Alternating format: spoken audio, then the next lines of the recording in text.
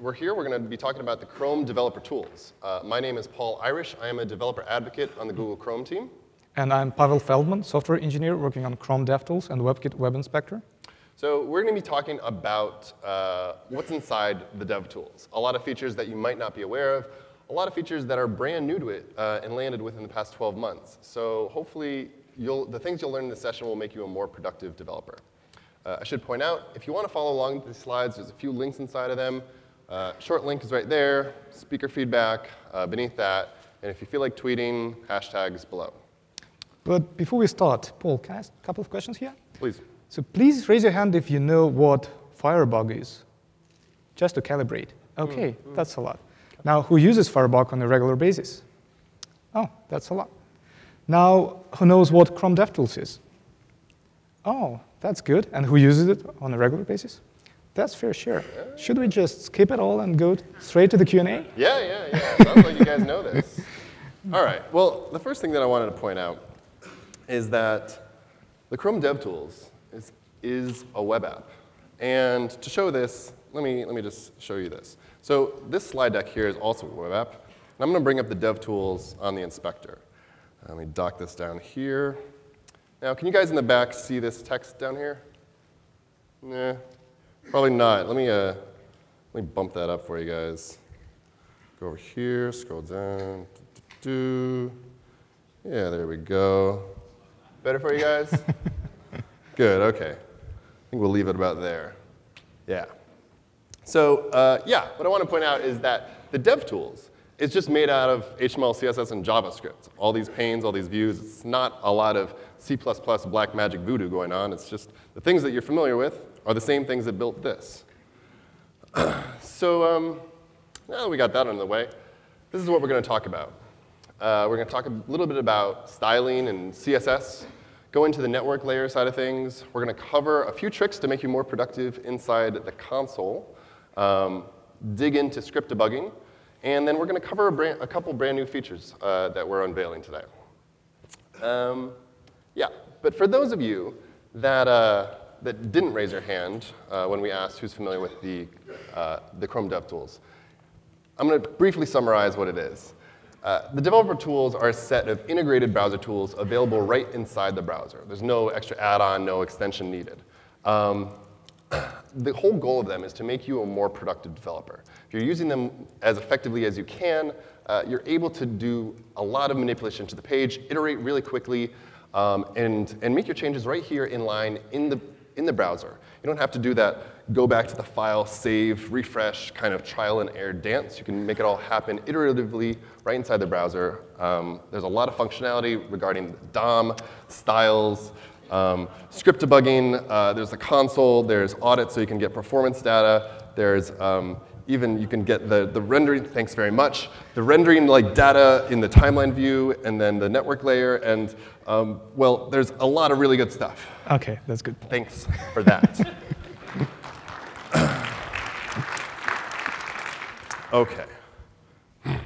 So what we're going to do first, we're going to talk a little bit about styling. Start off kind of with the basics. So let's see.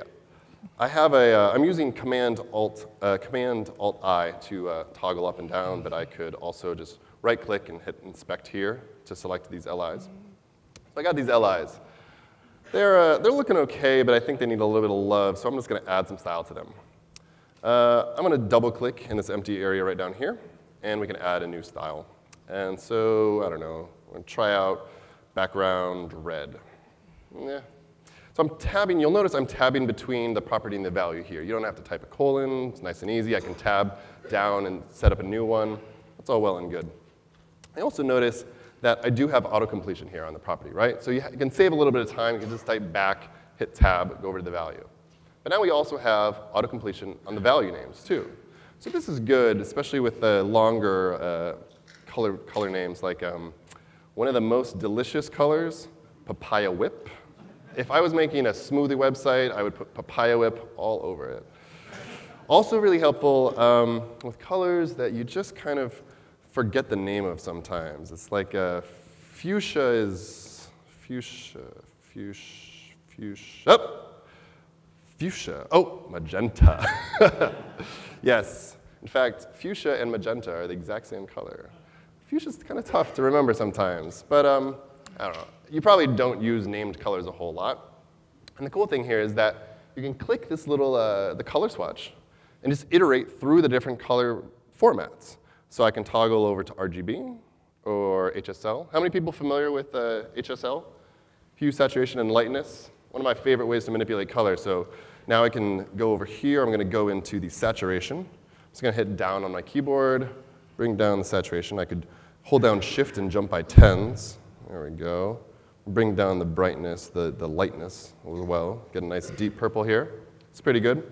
So I can use that and kind of tweak it as I like in HSL, and then maybe I'll go back to Hex and then copy this into my style sheet, because that's what I need to be using. So you could be doing a lot of manipulation right in here. Now, other times, you're adding styles in here, but there might be a case where you just don't have a style in here to tack onto. So right now, I'm selecting the current slide that we're on. And I might just not have any hook to add on my style to. So up here in the top right, I can hit this little gear icon. And here's new style rule. And the cool thing is that the DevTools automatically guesses at what would be the most appropriate selector for what I currently have selected. And it's got current class, and it works for me. So I'll add a little style to that. I like this slide. I feel good about it. We're going to add an outline. I'm going to make it 15 pixels solid. And one of my favorite colors. Yeah. Pretty dope color. Yeah, I think that works out well for me. Yeah, so we're adding styles completely on the fly with brand new selectors. So that's pretty nice. I'm going to move forward. Now, the thing is that I just made all these changes live inside the Elements view. Now, if I look over at these changes, I'm going to click over to Resources. And you'll see right here, the changes that I just made over on Elements, I'm now seeing here on Resources, highlighted in purple to let me know that this stuff is now changed. So what's happening is all the changes that you make over on Elements, we keep track of them now, which is really cool. So you have your full style sheet view, plus the changes that I was making, like iteratively on the fly, kind of bite-sized changes, but now I get it at the style sheet level. And then you'll see down here, this little arrow next to styles.css. We're actually keeping revision history of all the changes that you're making. Pretty rad, right? So I could right-click, actually, and be like, you know what? I'm just going to go back to how things were, revert back to that. Or you know what? I was kind of liking what I was doing. We'll stick with that. They have full revision history, too. That's pretty cool. This means that you can be doing a lot of your development inside the browser. But then you get the problem, OK, I made the changes. I like where it's at. Now, do I go over here and kind of select these and copy and paste it back into my style sheet? You know, I've done this a lot. There's a better way now. So you can actually just right-click here and click Save As. And so immediately save that file back to the file system, overriding your own style sheet. So you can just do a nice, quick, iterative loop without even going back to your editor. Yes.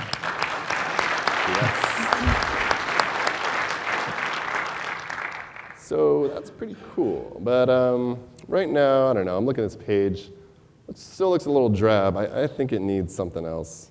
So I'm going to open up this pattern gallery here. Yeah.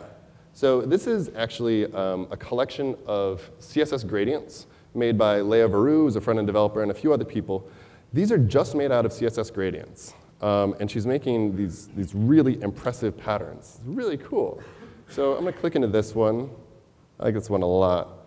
And you'll see this is actually the gradient that constructs this pattern. Now I'm going to select this and go back to my slides. Go up here and select the body. This looks good. I think I'll just double-click here, paste, add that in. Looks pretty sharp to me. I can also, you know, the thing that we're really excited about now is that while I have the new changes right here over in the style sheet, I can now actually double-click, and I have free full free-form style sheet editing. So I can just manipulate this style sheet just like as in an editor. So adding line white space to just make sure that this stuff looks the way that I want it to, or perhaps I'm just going to get rid of this completely and go back to a background all of, I don't know, any color recommendations? Purple. Like it, yeah. So I can do all my editing right here without even having to go back to the browser, and all those changes as well are kept in revision history. So I can kind of stick around right inside this UI. Pretty dope. So I'll revert back here. Don't need to use this going forward. All right, so I've covered a little bit of styles. We're going to transition into a little bit of looking at things from the network layer. Right, thank you, Paul. So we've been looking at the styles, and styles is when you're visually designing your page. So you're spending your time in the Elements panel here. Now, imagine that we have designed our page, and we are happy with how it looks like. Now we need to deliver it to our client. And when we're saying delivering to a client, we mean network. And when we're saying network, we always care about the latency. Now, let me show you what Developer Tools has to say about the network on a demo. For that, let me open the new tab in here. I'm opening DevTools using Command Option I, as Paul did, and navigating to the Network tab. Now, let me jump to gmail.com. And let's focus on the Network panel in here. Now, the Network panel highlights the network interaction. For each request that was issued against the server, we have an entry in here. And these entries have nice timeline, where there's information about the timing for particular requests. We can get a bird's view on the network interaction in here and see the status codes. And for example, in this case, we can see that it took us 2 redirects to get to the page that actually was served with the content. So Gmail was moved permanently, and it moved us to the mail.google.com. And mail.google.com said it moved temporarily to the following location. And the first location that has actually been served with us with the content is the service login. And the reason for that was that I was not logged in. I was not authenticated. Now we can see that each of these entries have tabs with the content for them: headers, content, cookies, and timing. And let us go through them real quick. Now the headers tab shows the raw information about the HTTP headers that were sent to the server, parsed query parameters, either for a form or GET parameters, response, also available in the raw format, and cookies information. So that's kind of a raw HTTP headers, as raw as you can get. Now the content is a syntax highlighted content preview of the resource that has been loaded. And we syntaxically highlight HTML, JavaScript, CSS. Cookies is the cookie information about this particular request to the network. So in case of service login, we have sent a number of cookies to the server, and it actually sent us a couple of cookies to set back. And you can see that these cookies are HTTP and secure. And HTTP secure cookies are the ones that are not available to JavaScript. And it means that with the developer tools, you can see everything about cookies, including things that are not visible with the document.cookie object. And timing is the information, detailed information about the timing involved with this particular request. And we can tell you the timers for DNS, proxy, SSL, request, response, connecting, blocking, pretty much everything. And if we go back to this timeline view, you can hover over the elements to see what are the timers for the particular requests. Like for this, in this case, we were waiting for 36 milliseconds before we actually started receiving response. And pictures are similar in other cases as well. Now that's pretty intuitive, and that's pretty simple functionality. The important thing about it is that the information that is highlighted in here is taken from the network stack. And as you might know, Chrome has its own network stack, cross-platform, unique to all the platforms. And thanks to that network stack, we can get very precise timing information and data information. Take it right from the network stack and bring it to you. And the data is accurate in nanoseconds. Now, that's very important when you are dealing with a page load. Like in this case, this page was loaded within 500 milliseconds. But as web evolves, we see more and more AJAX applications, more and more JavaScript-enabled active apps.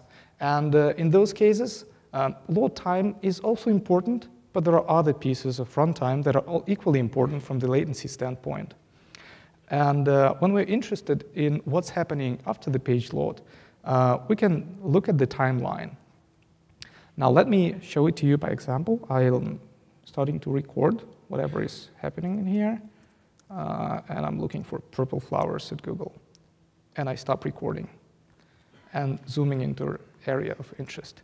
Now, that's a timeline panel. And the timeline is recording whatever is happening on your web page, all the events, native events that are happening there. And we have 3 categories for these events: loading, blue; scripting, yellow; and rendering, pink or purple, depending on the projection. It's more of a bluish in here. Now, you can see all of these records here on the left, along with their detailed information about timers, stack traces involved, memory information, position on the screen when it's associated with the paint event, stack traces for loading and for sending requests and receiving responses. So a lot of information about these events is highlighted in here. So what you do is you find a long bar that is taking a lot of time. For example, in this case, the send request, this solid part, is a synchronous time that was actually spent while we were waiting for the response. And this semi-transparent part is the time has been taken by the implications of this call. For instance, request has been served, and it led to some layouts, some subsequent resource requests, some JavaScript executions. So it's fairly interesting. Oh, and in this case, we've evaluated a script. We can jump to script and back and see what was happening while the script was evaluating. We can see garbage collection, timers install, a lot of information about what's happening on a single timeline. So now you can measure not only your initial page load time, but also the deferred actions, the user interaction details, etc. So that's our network story and our latency story. And with that, I'll hand it over back to Paul. Great. Okay. So I think it's about time to transition into a bit of JavaScript. So I want to talk a little bit about the console. So you're probably familiar with our good old friend console.log. But I do want to point out that console.log actually has, it can accept more than just one argument. So you might be, I'm in this function, but feel free to pass it, document nodes on the document, booleans and numbers and arrays. All these things work. So console.log is a lot more friendly than you might think. But in addition to the console logging functionality, there's a bit going on that functions that are available to you right within the console. And that's called the command line API. And so this is documented over on Firebugs wiki. Firebug introduced a lot of these, but now the Chrome DevTools, Opera Dragonfly, IE DevTools support a good number of these. So there's things like, well, there's clear, but there's other things like dir. So sometimes I might have a node element here, and if I log out an element to the console, I can kind of explore the tree right inside in line here. Kind of nice. But sometimes you want a kind of a different view of that information. So the dir method can give you that. So with the case of an element, it'll give you the DOM view, so the DOM properties of that node. So that's dir.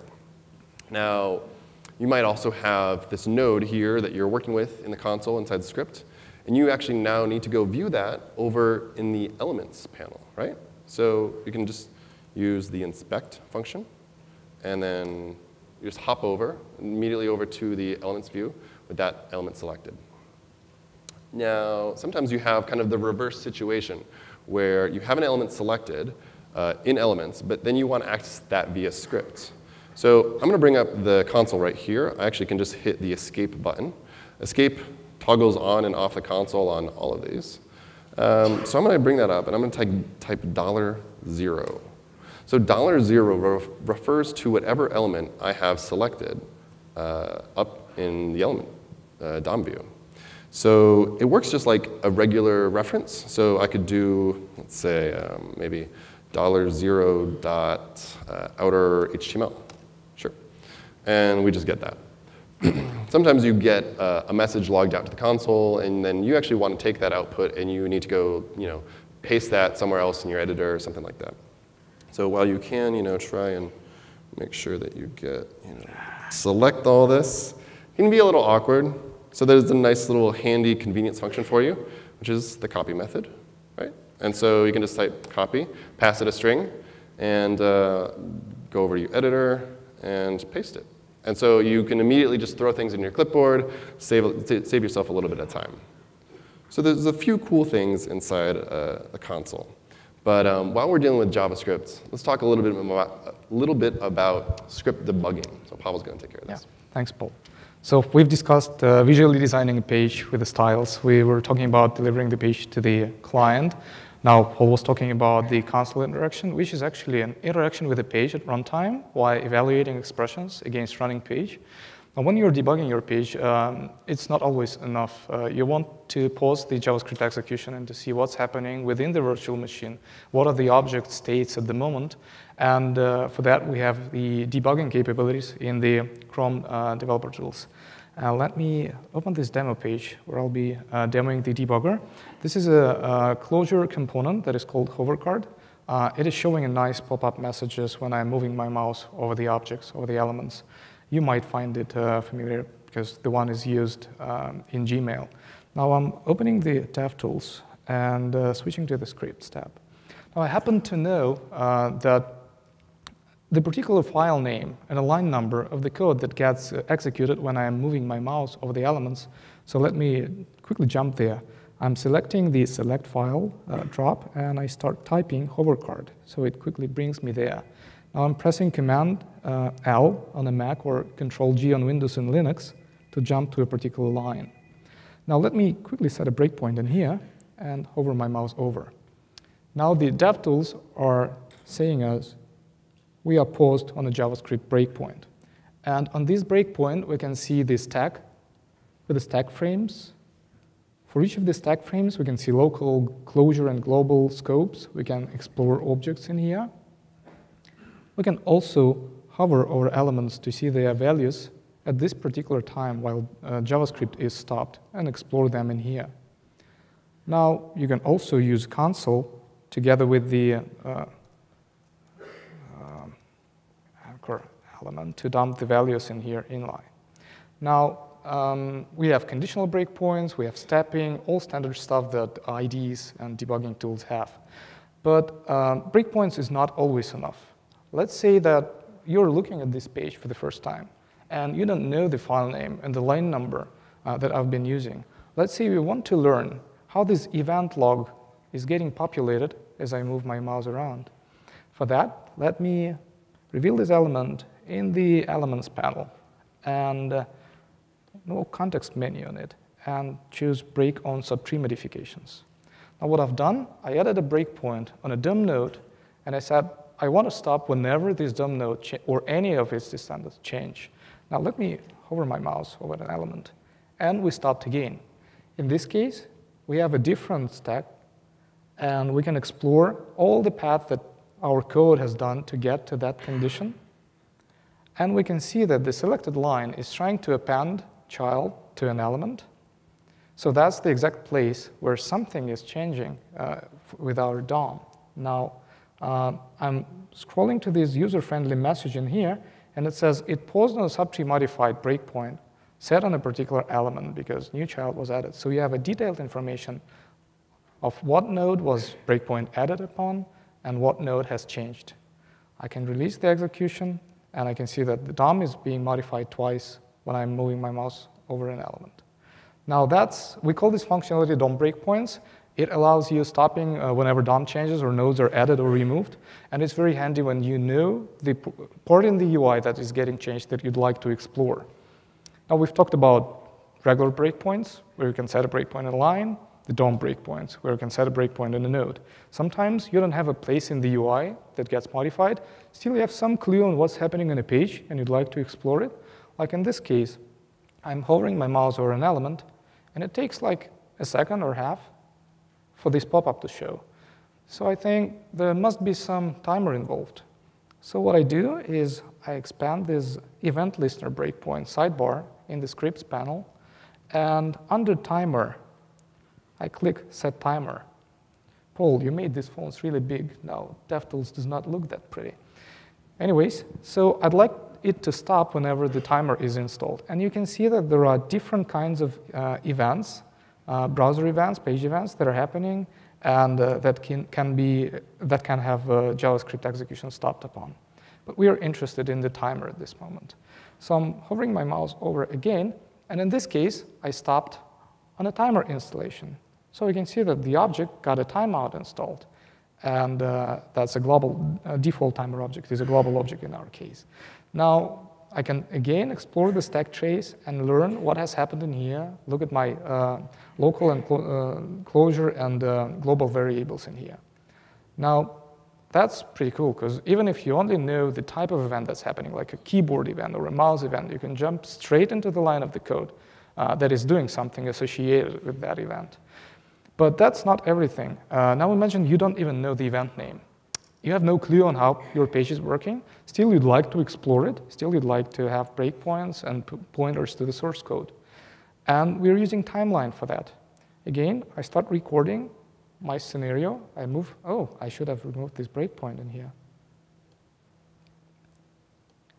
So back to timeline, clearing it, and repeating my scenario, and stopping recording. Now, these are events, mostly mouse move events in here, but I can see one large thing. So there has been a mouse over event that has a 0 self-time, so it immediately released the control. But it has implications that were taking about half a second. Let's explore it. So what happens is there is some parsing involved when I am assigning to inner HTML. It turns out to be an expensive operation because it showed up in here. Then there are styles recalculated. Oh, that's because I'm using scroll top and scroll height that are actually kicking the layout. And then I can see that the timer has been installed. And that's the same line that we were stopping upon on a breakpoint. And then what I can see that the timer has been installed for 500 milliseconds. It has ID 80. And when it triggered, it did some parsing again. It did style recalculation. It removed itself from the timer. So that's kind of pretty much everything that this scenario was doing. Now imagine, I had no clue on how this page is working, and now I have a bird's view on a sequence of events, synchronous and asynchronous, bound together that show me the complete picture of the page runtime together with the timers, resources, styles, etc. So that's our debugging story. But debugging story is not only about the exploring code. It is sometimes about fixing bugs. So let's go back to the line we started. It was hover card 208. And let's say I found a bug in here, and I'd like to fix it. Now what happens, usually you need to edit a script, deploy to a server, reload a page, go to the same place in the UI, do your action again, and see whether it fixed it or not. Now we have something better for you. Just as with the CSS, you double-click in here, and you start editing your source code. In this case, I'll be bringing my anchor element to the console. I press Command S to commit changes into the virtual machine, and hovering my mouse over elements. And you can see the console gets populated with the values. Now, console is not very interesting. Let's try changing something. And in this case, I'd like this element to get a new background color. I'm going to use Paul's favorite one. I don't really know what it means. It's called Bada55 or something. I'm not local, so I'm committing it again. And now, as I hover my mouse over elements, they get painted. So what happened under the hood? As I was editing my function body, the highly optimized V8 code in the Chrome browser was de-optimized, patched, and got into the runtime. So all the instances of this function were modified instantly and stepped in place as I typed. And that's very useful when you are deep in the context and you don't want to reload your page just to repeat something or change the behavior slightly. So that's pretty much it for the debugging. And with that, I'll... Actually, you have one more thing. Sorry, yeah, I have one more thing. And that's about the google.com, right? So I always wanted to know how it works, but I couldn't really read it through. That's a cool dance up there. Right. But do you know how it is implemented, though? No, I don't. It's window Google static something. OK, so anyways, now we have this small button in the status bar. And I click it, and I see a nice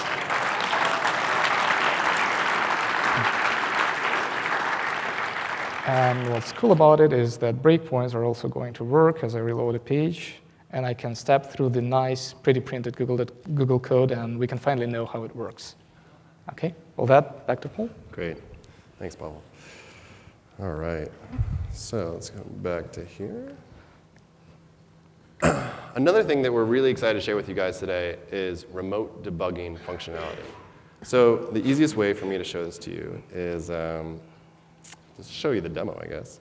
So I'm going to bring up the hover card over here. That works. But you'll notice we're running Chrome Canary right here. And when we launch Chrome Canary, we actually launched it from the command line. And we use this little guy right here, remote debugging port. And we specified that as 1337. And so what that lets us do is say that, you know what, this, the DevTools, we're going to turn that into a web server. We're going to kind of expose that so that we can log into that from another place. So I'm going to, I think, launch Chrome, so our stable release. And I will load up port 1337.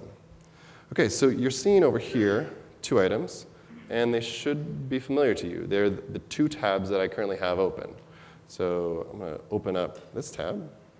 And remember before when I said that the DevTools is just a web app? I mean, I'm just viewing it in Chrome right here. It's a web app. But the cool thing is that these are the DevTools of this browser. 2 separate browsers. And you'll notice it just works. I have full control over this browser.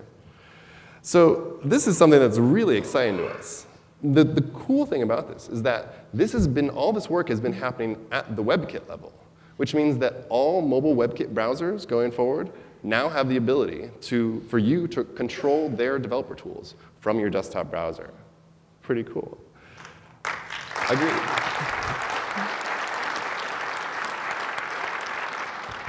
So we're really excited about this. You can actually test it out today. It's available in the RIM playbook. But we're excited because there's a lot of things in the mobile situation where there's like network information that's just so difficult to get a hold of. And all the network timing information that you saw from Pavel earlier, you have available. You have the full functionality, all the debugging, everything. So we're really excited moving forward with that.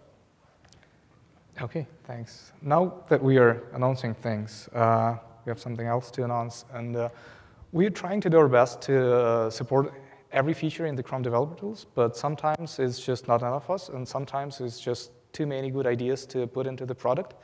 And to address that, we are introducing an extensibility API. So it's a Chrome extension API that allows you extending Chrome, and we have 3 types of APIs that we're revealing today. First is panels.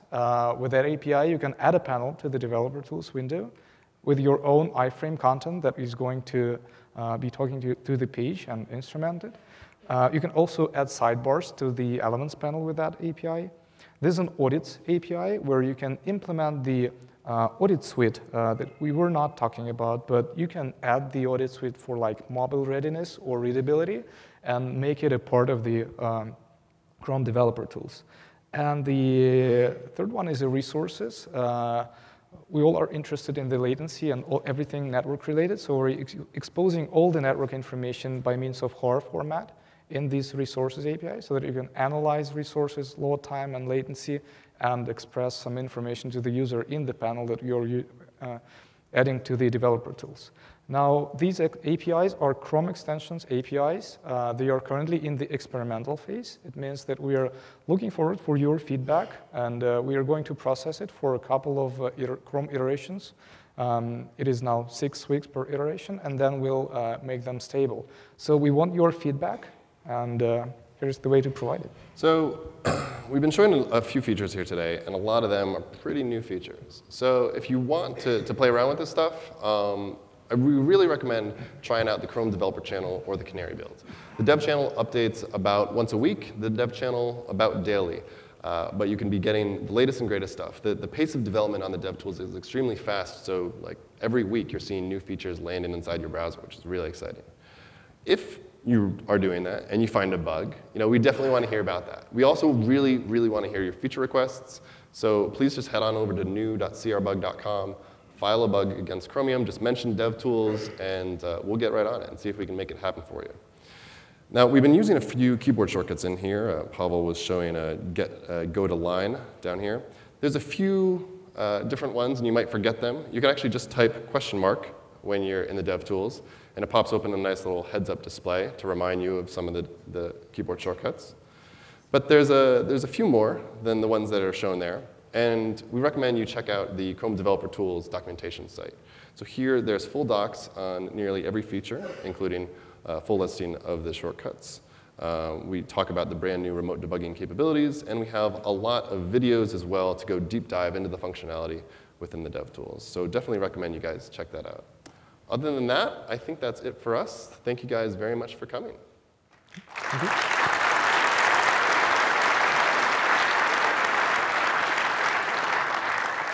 We'll be doing a little bit of Q&A. We have microphones here and here. So if you have any questions for us about the Chrome Developer Tools, we would love to answer them for you. Yes, sir. So when I get a 500 level response in the network monitor, but it's giving me content that describes the error, when I click on the content tab, it's always blank. But if I go and just type that URL in my browser, I will see that content. Yeah, we're currently working on it. There's a new feature called JSON pretty-print. So for all XC charts, you're going to get pre-printed JSON content with the extendable tree. The same thing we're doing for all the error messages, so that for all 500s and such, we are going to render HTML in a separate tab. I think we'll have it like in a couple of weeks. So check out the dev channel, and you'll have it there. OK, thanks. The timeline API, the tab, is it possible to replay those timeline events? Is it possible To replay the timeline data as it comes out. No, you can't replay it at the moment, and you can't save it yet. We're working on saving first, and but you could process that data with the remote debugging API that we have now, so that you can attach to Chrome, and on the low level, on the JSON level, you can record all the actions that are taking place in the page, analyze them, and use them for your continuous integration compared to the later builds, execution, and such.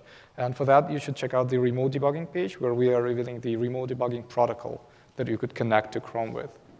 Thanks. Hi. Yeah, thanks a lot for that. It's really awesome stuff. Thank you. I was the save as, I saw that. And do you have like an automatic save where you can just like save to the same file so it remembers it, basically, for CSS and JavaScript? Or? So it's kind of the first time we are entering the IDE space in here, and we don't want to go too far there. We are a debugging tool. It is also a kind of a privacy security concern to write to your hard drive from within the sandbox environment. So we want it to be very explicit.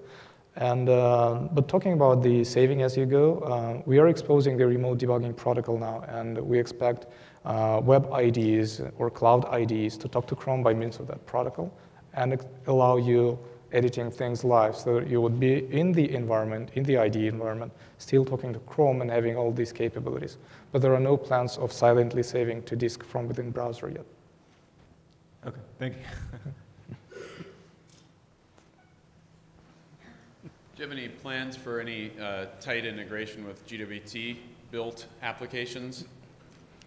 So we've shown you the pretty-print functionality. Now, the way it works, it pretty-prints this JavaScript source code.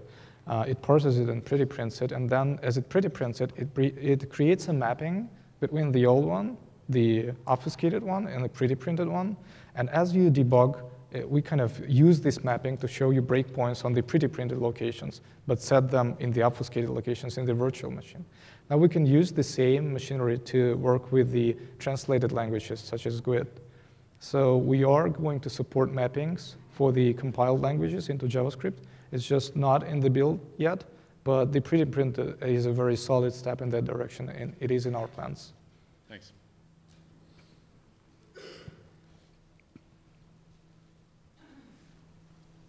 please. You mentioned that it's available for the RIM playbook to be able to play with the DOM over here from my MacBook over here. So, is that a feature that's rolling out later on other devices, or is it something that I could also play with on this? That's the new Samsung, the one that you got? Yeah. Currently, that's not available on the Honeycomb build. So right now it's available on Playbook, but we expect future iterations of everything that uses Mobile WebKit to be able to have that feature. Great, great. That's very exciting. The one feature I've always missed in the Chrome Developer Tools is when you do a search, it only searches the current file you're in. It does not search every single file, which is a feature in Firebug I love, and I have a really hard time using Chrome Developer Tools because of that one feature. Yeah, so that's a popular thing. I'm sure it was. You can search everything via the resources panel. So it'll search every resource, including JavaScript and CSS, and bring you multiple results. So kind of technically it is possible, not too useful, I agree. Now we are not, so the feature that we're missing really is a search results pane. So that you could search like in the IDE and get a list of results you could jump in the bottom. The thing is that the docked mode that we're using, that is very popular, we don't have too much real estate vertically already. So search pane does not work that well. So we are looking for the solution for that.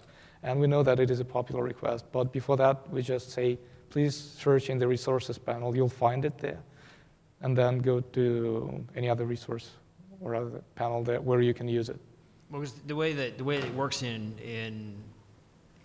other tools is that if you just do a search, you just start going through each file individually. So you start in the one file and just keep on going through each individual. You have to hit enter a lot of times, but you eventually do get to it, Right, except for like in this page, right. There's just too much of them. So we want search results pane. Okay. I mean, web is moving, so we need kind of more real estate for search results. All right, next. Is there any way in the Chrome Developer Tools to remove all breakpoints at once instead of going through and manually removing one at a time? Yeah. I think so. Let's go right here. No, well, that's Not deactivates them. You want to remove them. Sure. Because a lot of times the guys on my team so will actually set up like 10 breakpoints for something and finally fix a bug and then have to go and manually click and remove every single breakpoint. I know it's trite, but. So let me, So the interesting fact, we're working on Chrome Developer Tools upstream. It means that we are committing our code into the WebKit repository. And you can either file bug into the crbug.com or into the webkit.org. And you'll find all the useful shortcuts on our documentation page. And we encourage you to file a bug there or file a bug in the crbug.com and store it. Because the way we are fixing the bugs and feature requests is we sort by number of stars. And if the request has a lot of stars, and I would foresee that this one would, as well as the search one before, we'll just fix it. Thank you. Okay, thanks. Okay. Cool. Yeah. I guess that's it. Well, thank you guys very much for coming. Appreciate it. Thank you.